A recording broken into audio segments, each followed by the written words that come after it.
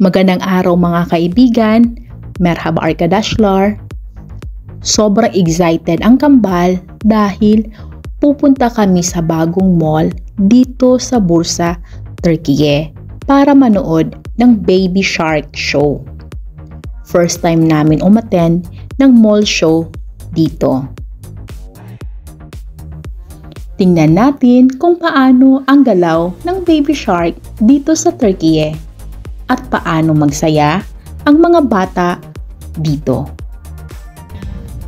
Abangan nyo ang espesyal na bahagi ng aming vlog kung saan makikita natin ang kahulugan ng saya ng mga batang Turkish sa paborito nilang Baby Shark. Harika! O zaman müzik durduğunda herkese engel oluyor. Anlaşıyoruz.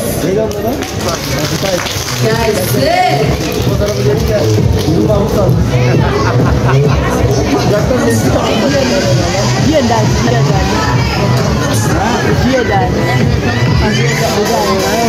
Şöyle yapıyoruz arkadaşlar. Ben 3 dediğimde Baby Shark diye bağıracağız. 1, 2, 3. Şimdi 3 dediğimde de Baby Shark diye bağıracağız. 1. Acele etmemiz lazım. Evet, geliyor arkadaşlarım meallerini al. Hiç merak etmeyin. Gel Baby Shark, ben sana yardım edeyim. Baby Shark, ilerle bakalım. Harika!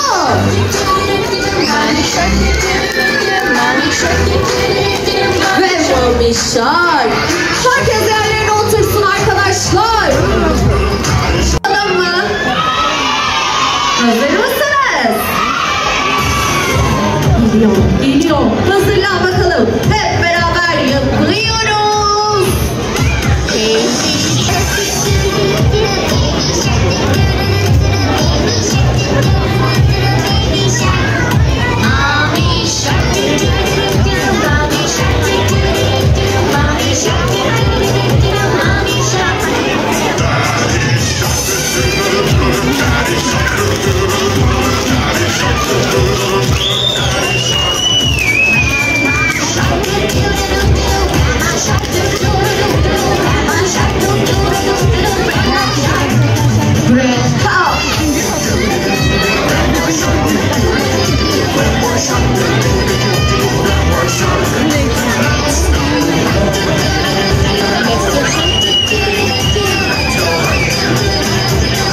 Şimdi yerinde koşuyorsun. Koş bakalım. Usta, yolculuğa çıkmak ister misiniz? Peki o zaman herkes kalksın bakalım ayağa. O zaman tut bakalım direksiyonu. Hazır mısınız? Ben zamanı.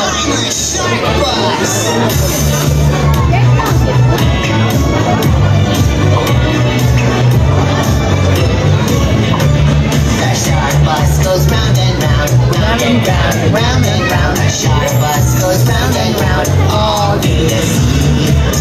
Hadi hep beraber yapıyoruz. Going on this go go bingo, go bingo, go bingo, going on this go go bingo, all through the sea. The jellyfish go bubble and bubble, bubble and bubble, bubble and bubble. The jellyfish go bubble and bubble, all through the sea. The giant whale goes over the shark, over the shark, over the shark. The giant whale goes over the shark. Harika!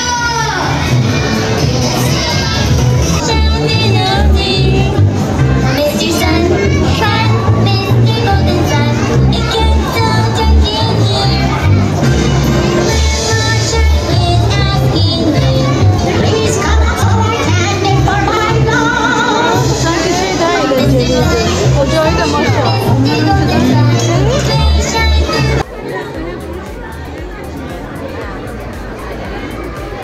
Asıl ben bugün çok şey öğrendim. Çok teşekkür ederiz. Bizler teşekkür ederiz arkadaşlar.